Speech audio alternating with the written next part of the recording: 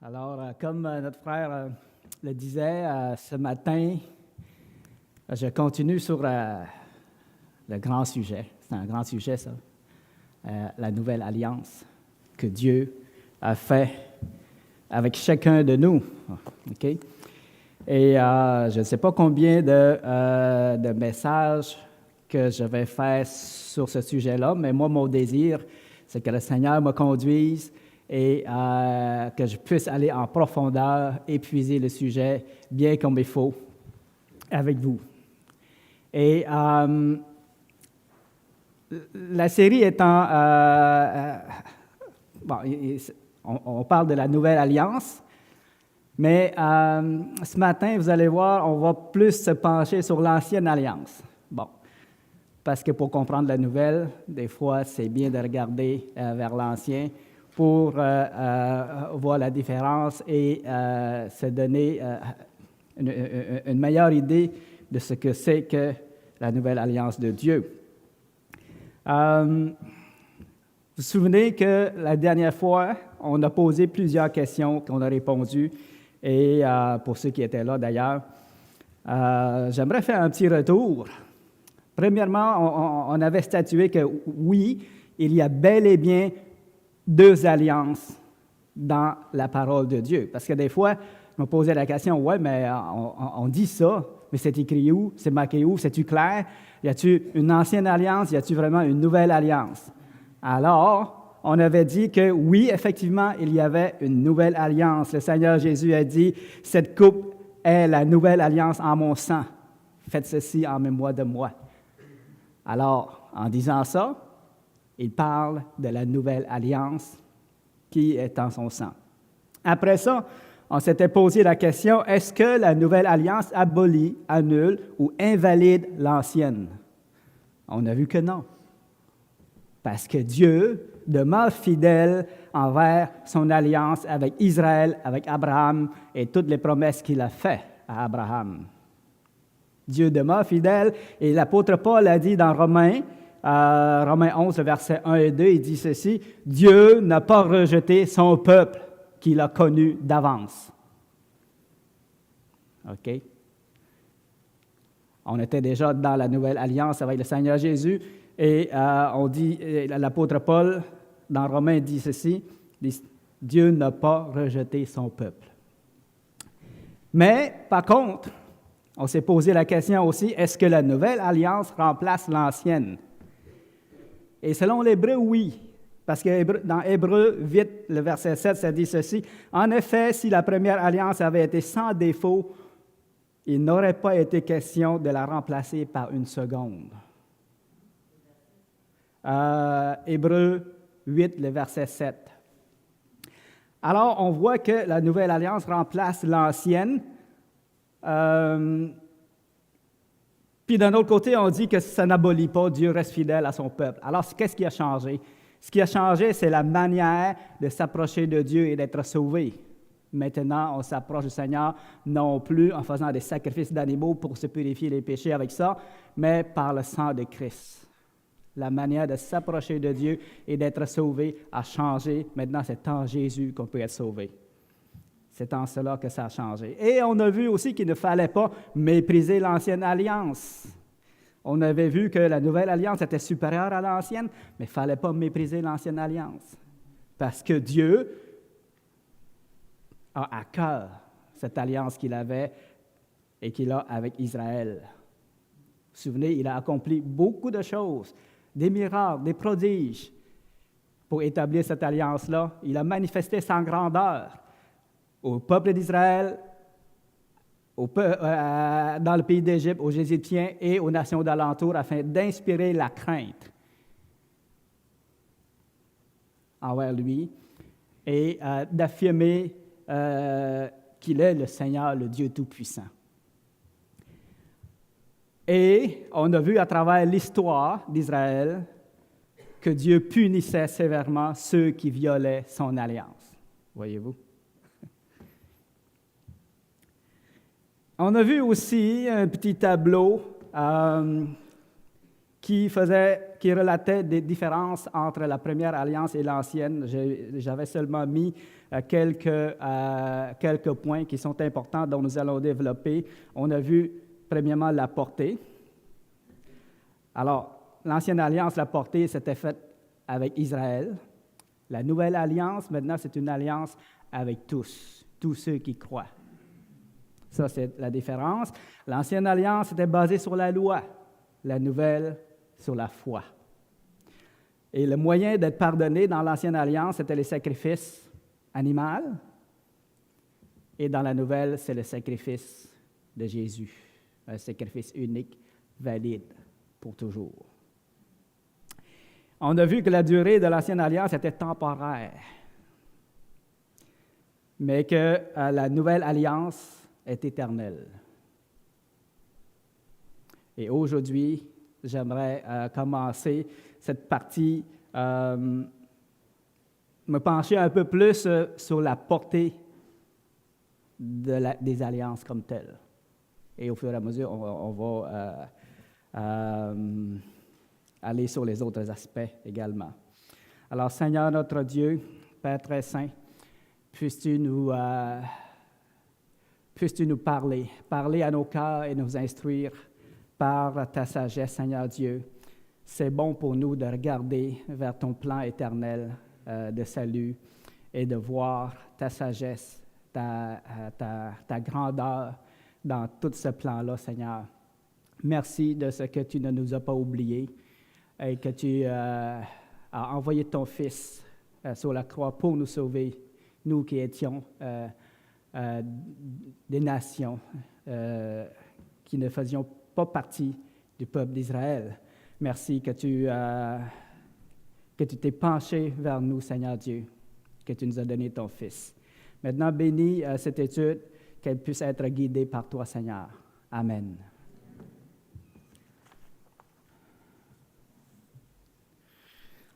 Alors, allons au niveau de la portée des alliances. J'aimerais qu'on regarde les versets qui parlent de la première alliance que Dieu a conclue avec Israël. Dans Genèse 17, le verset 7, on peut aller le lire ensemble si vous voulez.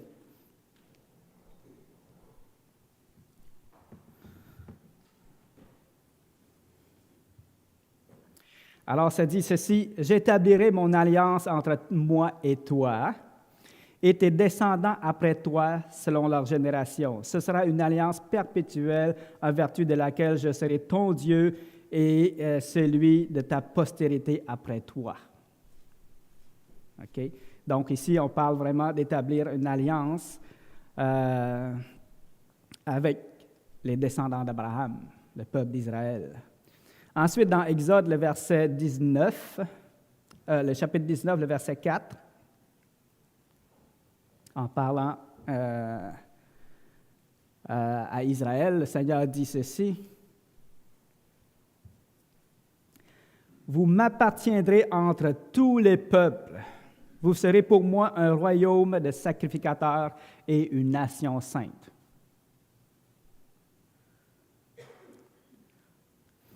Et dans Deutéronome, le chapitre 4, le verset 20, «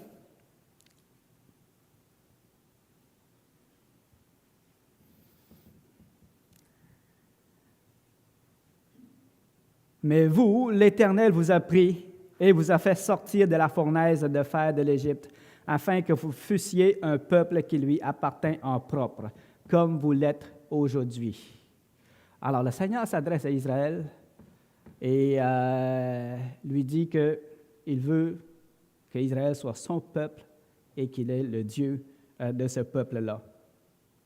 Et à un moment donné, on verra plus en détail tout le déroulement de cette histoire-là, si Dieu le permet, et si vous voulez bien aussi. Mais pour l'instant, nous allons nous en tenir à ça. Et ces quelques versets-là qui nous montrent que vraiment la première alliance s'adressait au peuple d'Israël. La nouvelle alliance est avec tous ceux qui croient. Dans Matthieu, le chapitre 28, le verset 18, ça dit ceci: «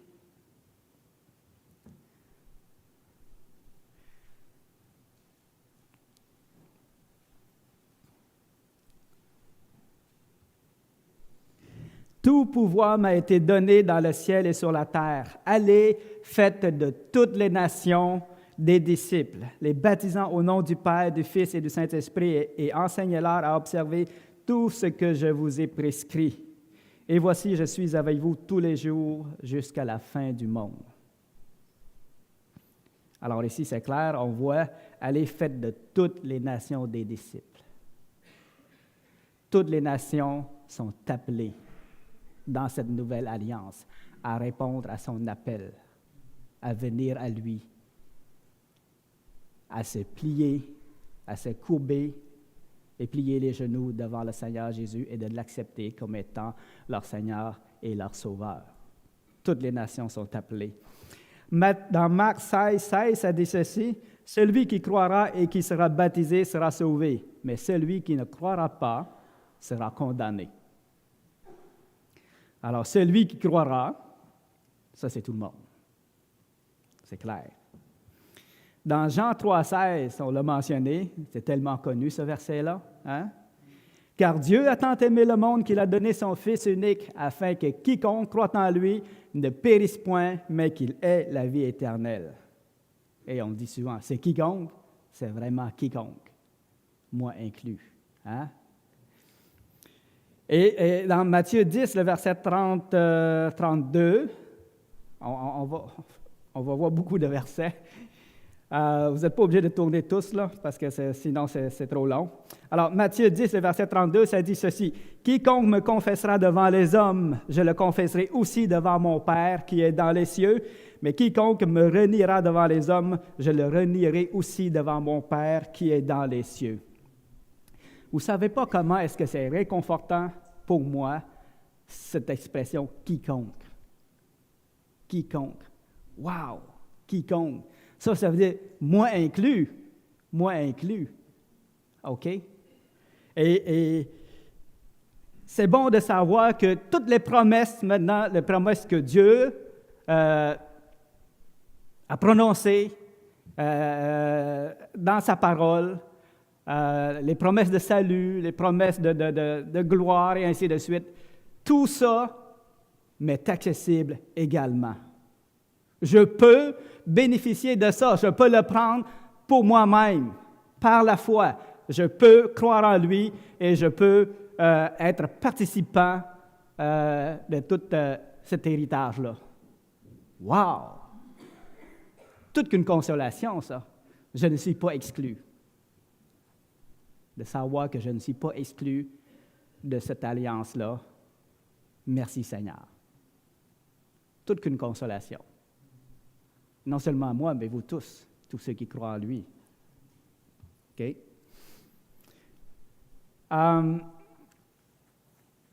Ceci étant dit, quand on regarde au niveau de la portée de l'ancienne alliance, quand on dit que l'alliance a été faite seulement avec le peuple d'Israël, je ne sais pas pour vous, mais pour moi, inconsciemment, quand je lisais ça, je trouvais ça un peu désolant de savoir que Dieu s'est intéressé à Israël. Il a fait alliance avec Israël, puis seulement avec Israël, et puis les autres nations. Il les a mis à l'écart. Les a-t-il mis à l'écart? A-t-il fait du favoritisme? Était-il injuste? OK?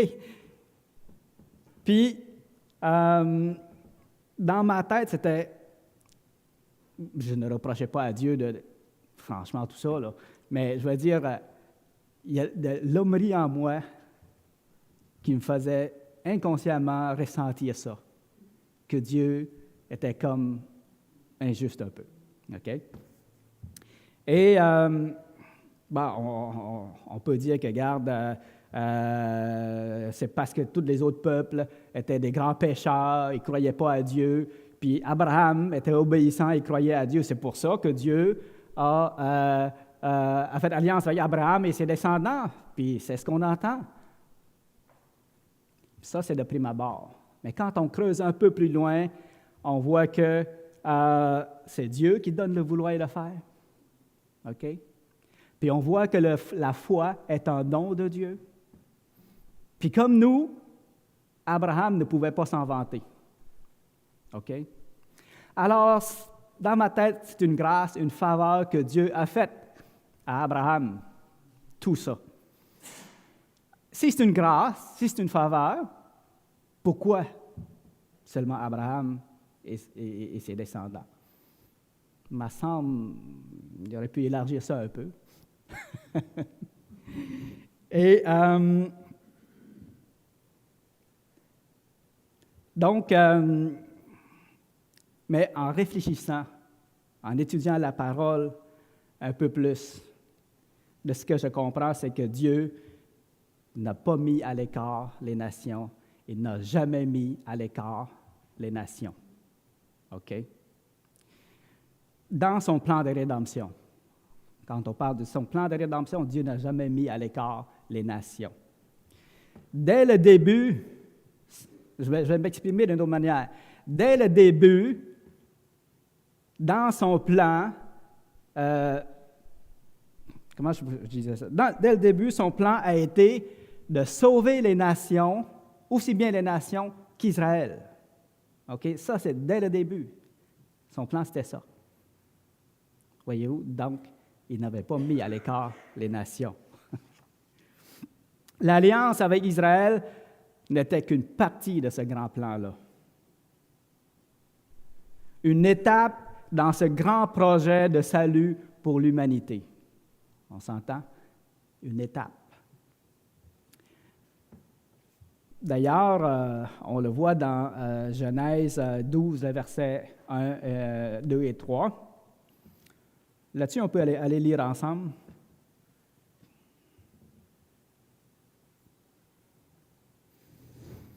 Genèse 12, le verset 2 et 3, ça dit ceci. Et Dieu s'adresse à Abraham. « Je ferai de toi une grande nation. Je te bénirai. Je rendrai ton nom grand, et tu seras une source de bénédiction. Je bénirai ceux qui te béniront. Je maudirai ceux qui te maudiront. » Et il finit par dire ceci. « Toutes les familles de la terre seront bénies en toi. » Alors, cette partie de verset est très importante. On voit ici, dans cette promesse de la première alliance, il y avait aussi la promesse de la deuxième alliance qui s'étend jusqu'aux nations. C'est déjà inclus là-dedans. Avant même de sceller la première alliance avec Israël, Dieu avait annoncé la nouvelle alliance. Toutes les familles de la terre seront bénies en toi. Donc, dans le plan de rédemption de Dieu, Dieu incluait les nations et tous ceux qui croient en lui, peu importe leur origine, leur ethnie, peu importe d'où ils viennent. Le Seigneur les avait dans son plan. Israël n'était qu'un instrument, une étape dans le grand plan de Dieu pour nous conduire au salut véritable qui est en Jésus-Christ. OK? Plus que ça, même à l'époque de l'Ancien Testament, il y a eu des nations qui étaient sauvées, qui ont cru à Dieu, que Dieu a même fait des miracles dans leur vie pour les amener à lui, que Dieu a manifesté sa grandeur à travers ces gens-là qui n'étaient pas du peuple d'Israël, puis Dieu les a spécialement agi dans leur vie pour les sauver et les amener à lui. C'est ce qu'on va voir ensemble aujourd'hui. À l'inverse, il y avait des gens du peuple d'Israël que le Seigneur avait dit, « Comment échapperez-vous au feu de la géhenne? » Okay? Ça, on verra plus tard dans une autre partie, dans un autre message. Mais pour l'instant, j'aimerais me concentrer sur le fait qu'au milieu des nations, il y avait des gens dans la vie de qui Dieu avait agi puissamment et les a amenés à lui. J'aimerais lire avec vous Luc 4, le verset 25 et 27.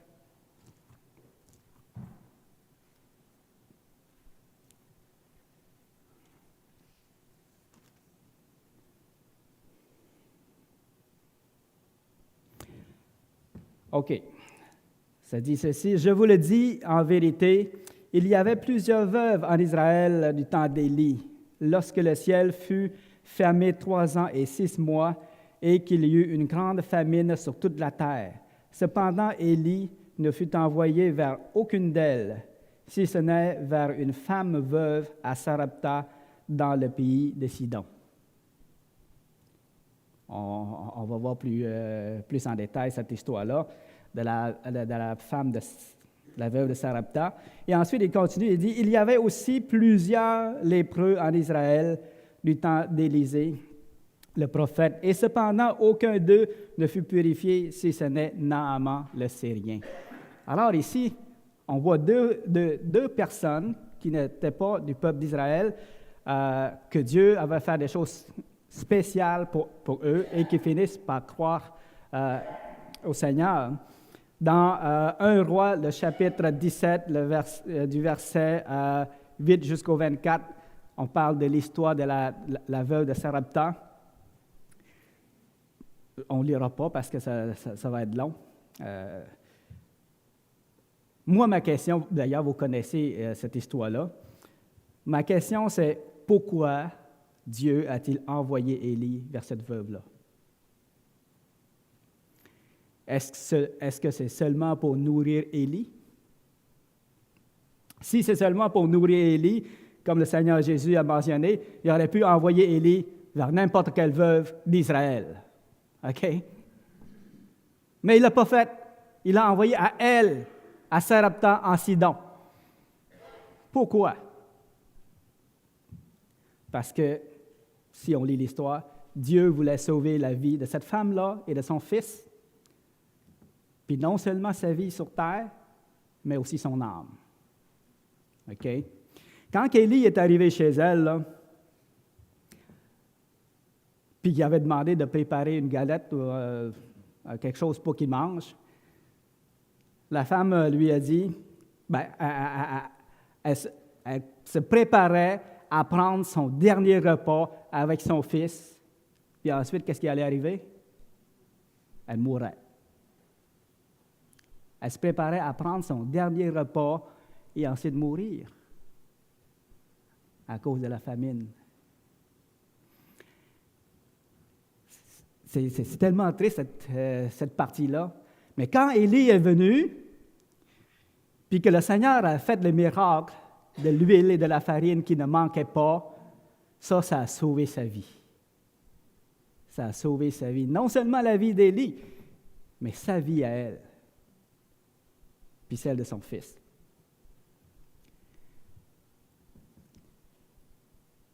Mais dans cette histoire-là, on a vu que malgré ce miracle-là, qui a duré quand même assez longtemps, la femme n'était pas encore tout à fait convaincue. OK? On voit que il a fallu que le Seigneur fasse un autre miracle encore plus grand et qui va toucher la corde sensible d'une mère. Dieu va faire mourir son fils, puis il va le ressusciter après. Pour le cœur d'une mère, quand son fils était mort, elle avait perdu tout ce qu'elle avait. Elle était désespérée. Et elle reprochait à Élie, « Est-ce que c'est pour me rappeler mes péchés que tu es venu? » Hein? Qu'est-ce qu'Élie a fait? Élie l'a amené dans la chambre haute et a prié le Seigneur. Et le Seigneur a exaucé. Et l'enfant est revenu à la vie. Et ce qui est arrivé après ça, c'est que la femme a reconnu que Dieu, voici ce qu'elle a dit, « Je reconnais maintenant que tu es un homme de Dieu et que la parole de l'Éternel dans ta bouche est vérité. » Ça, c'est dans 1 Roi 17, le verset 24. Alors, elle reconnaît Dieu comme étant le Dieu véritable. Elle s'est convertie à lui, autrement dit. Dans l'histoire de Naaman, dans 2 Rois, le chapitre 5, du verset 14 à 19, on peut le lire.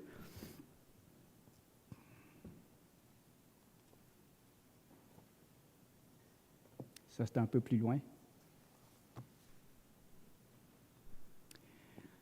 Alors, je vous le lis. Il descendit alors et, on parle de Naaman, 2 Rois 5, 14.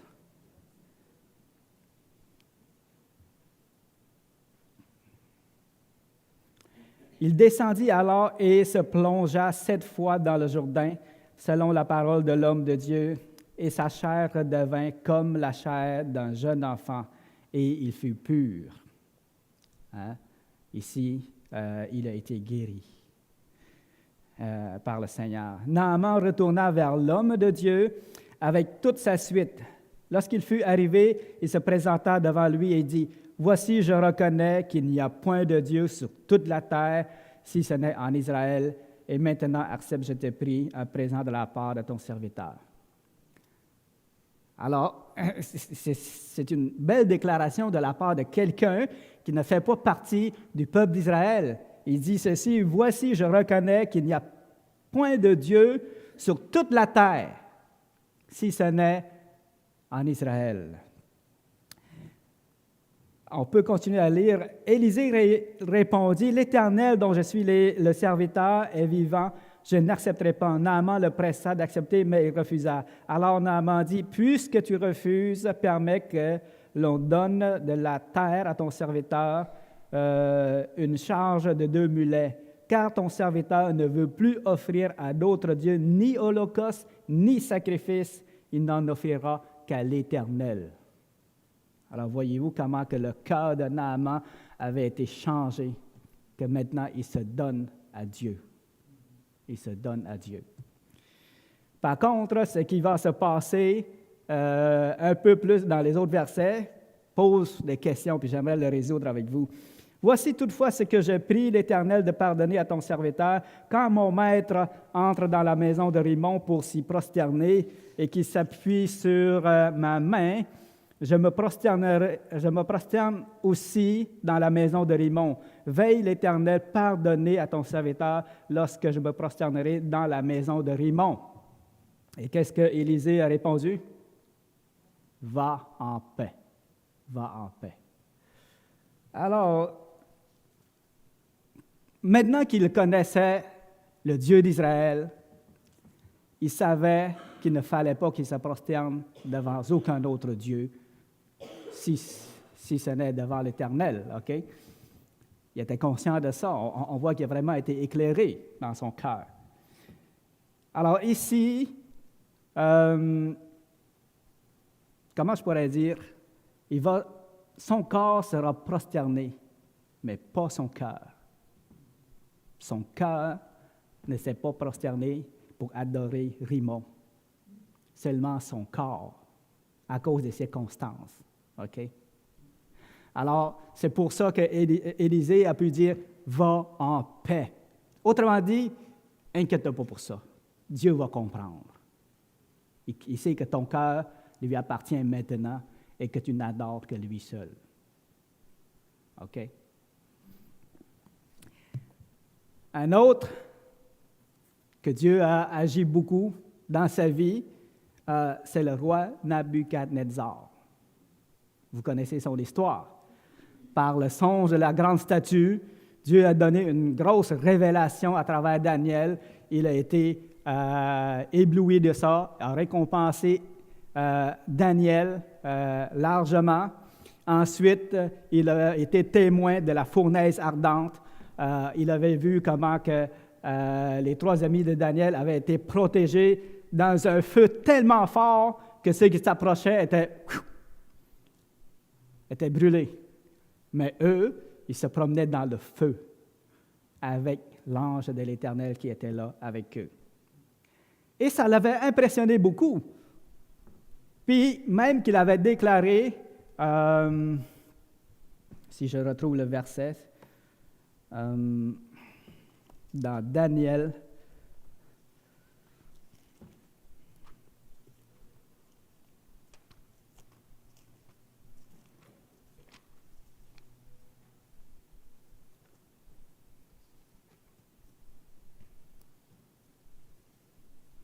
OK, il dit ceci. Dans Daniel 3, le verset 29. « Voici maintenant l'ordre que je donne. Tout homme, à quelque peuple, nation ou langue qu'ils appartiennent, qui parlera du mal du Dieu de Shadrach, de Meshach et d'Abednego sera mis en pièces. » OK? Ça l'avait tellement impressionné, la fournaise ardente, qui avait donné cet ordre-là. Mais on connaissait l'orgueil du roi Nabuchodonosor. Ça ne l'a pas permis de se plier entièrement, de s'humilier entièrement devant l'Éternel. Il avait encore de l'orgueil dans son cœur. Son royaume était tellement puissant, tellement grand. Dieu l'avait béni abondamment dans ça, et il était devenu un grand roi. D'ailleurs, le songe de la statue, en disant que la tête, c'était toi. Hey, mon ami, ça l'a gonflé un peu. Puis, oui, c'était un grand roi, et son orgueil était tellement grand qu'il ne se donnait pas à Dieu entièrement. Et Dieu a fait quelque chose de spécial par après. Hein? Le songe du grand arbre. L'arbre, c'est toi. Mais il va arriver quelque chose de spécial, tu vas être coupé. Tu vas tomber. Puis pendant 7 ans, T-E-M-P, pas A-N, puis pendant 7 ans, tu mangeras de la paille, de l'herbe, et ainsi, tu vivras comme un animal. Jusqu'à ce que tu reconnaisses que c'est l'Éternel qui domine sur le règne des hommes et qui le donne à qui il lui plaît. Vous vous souvenez de ces versets-là? Et ça s'est passé un certain temps quand que la parole de Dieu a prononcé ça. Je pense qu'il était comme contrarié un peu, le roi Nabuchodonosor, puis il se promenait dans son temple, dans son temple, pas dans le temple, son palais. Et là, il dit, regarde, tout ça, c'est moi qui les ai bâtis, c'est par ma force que je suis devenu un grand roi de même. Puis alors, à ce moment-là, il a entendu une voix qui lui rappelle cette sentence-là de l'Éternel, et pouf, ça arrive. À ce moment même, il a été chassé de son palais, que là, il a vécu une vie comme une bête. Il était devenu comme une bête. OK? Jusqu'à ce que la raison lui vienne, puis que là, il a commencé à adorer le Seigneur. Et ces paroles sont profondes, sont grandes. On peut le lire ensemble dans Daniel 4, le verset 34.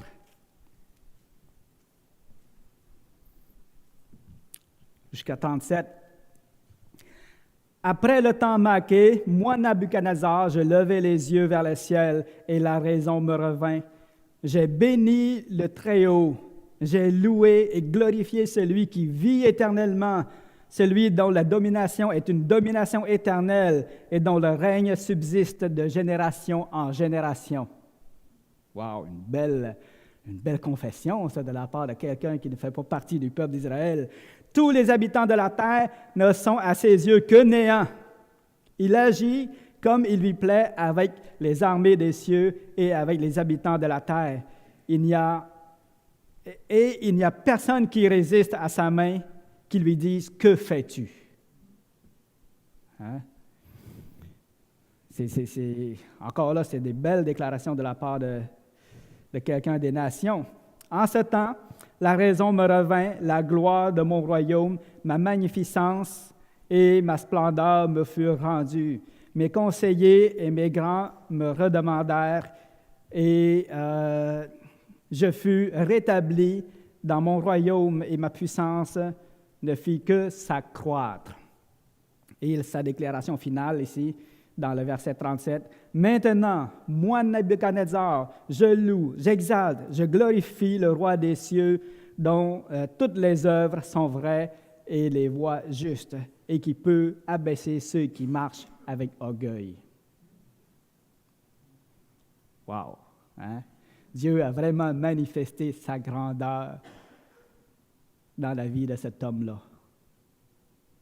Dieu lui a donné beaucoup, mais Dieu tenait à plier ses genoux, reconnaît que c'est moi qui qui suis l'Éternel, que c'est moi qui t'ai placé là, c'est moi qui t'ai donné cette autorité-là, cette richesse-là, cette gloire-là, elle vient de moi. Dieu a voulu manifester sa royauté à cet homme-là. Et il l'a reconnu. Il l'a reconnu. Il s'est donné à Dieu. C'est ça qui est beau. C'est pas comme dans d'autres histoires. Le roi Nabuchodonosor n'est pas le seul roi témoin des miracles de Dieu. On s'entend, même en Israël. OK? Même dans les autres nations alentours, ils savaient ce que Dieu avait fait au pays d'Égypte quand il a fait sortir quand il a fait sortir son peuple. Puis même après sa sortie, Dieu continuait à faire des miracles. Les autres nations savaient, ils étaient témoins des miracles de Dieu. Mais ce n'est pas tout le monde qui a fait comme Nabuchodonosor, qui s'est plié devant Dieu, puis qui a reconnu l'Éternel comme étant le Dieu Tout-Puissant, que c'est lui qui règne sur toutes choses. Ce n'est pas tout le monde. Mais dans son cas, il a vraiment reconnu le Seigneur. On n'ira pas dans les détails, mais il y a d'autres exemples, comme la ville de Ninive. Je ne dis pas que Ninive a été sauvée de façon spirituelle pour avoir la vie éternelle, mais on voit par là que Ninive, qui était une ville de l'Assyrie, Dieu s'est quand même soucié de cette ville-là. Il ne l'a pas abandonnée, il a tenu à envoyer son prophète pour leur annoncer sa sentence. Puis, même si le prophète ne voulait pas le faire, il avait insisté pour qu'il le fasse. Pourquoi? Parce qu'il tenait à sauver la ville de Ninive. Hein? À la fin du livre de Jonas, le Seigneur dit ceci: « Toi, tu t'inquiètes du ricin qui ne t'a rien coûté, que tu n'as pas arrosé, que tu n'as pas fait croître, puis moi, je n'aurai pas pitié de Ninive, qui contient, je ne me souviens pas le nombre de personnes, je pense que c'est 120 000 hommes, sans compter les femmes, enfants et des animaux en grand nombre qui ne savent pas compter ou différencier leur droite de leur gauche. Moi, je n'aurais pas pitié de cette ville-là, qui n'est pas une ville d'Israël, une ville au milieu des autres nations. Non. Je suis l'Éternel, pas seulement le Dieu d'Israël, mais le Dieu de toute la terre. OK?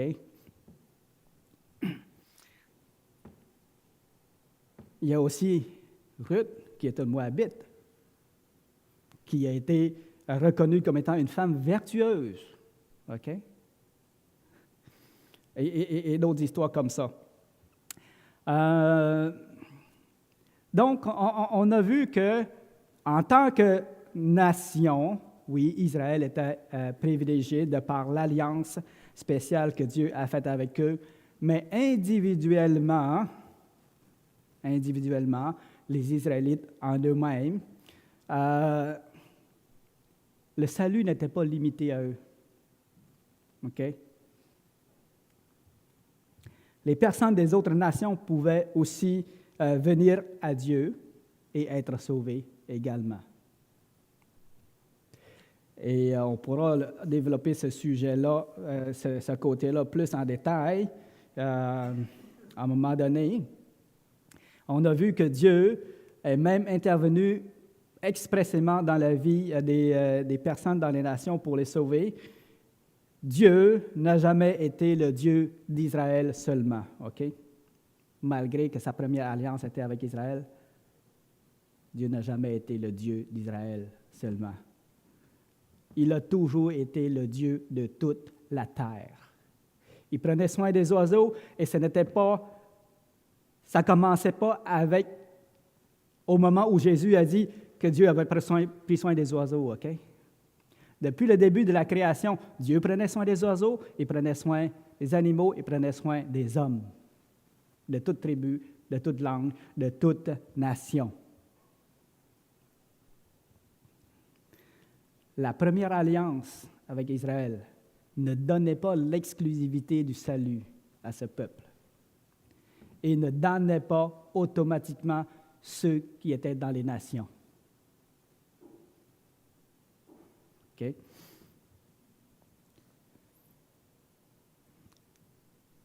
Puis on a vu, je termine avec ça, que dès le début, le plan de Dieu a été de sauver aussi bien les nations que le peuple Israël. Parce qu'il est le Dieu de toute la terre. De toute la terre. Et pour terminer, j'aimerais rappeler que la première alliance avec Israël est une étape dans le gros plan de Dieu, le plan du salut que Dieu avait pour l'humanité. Amen.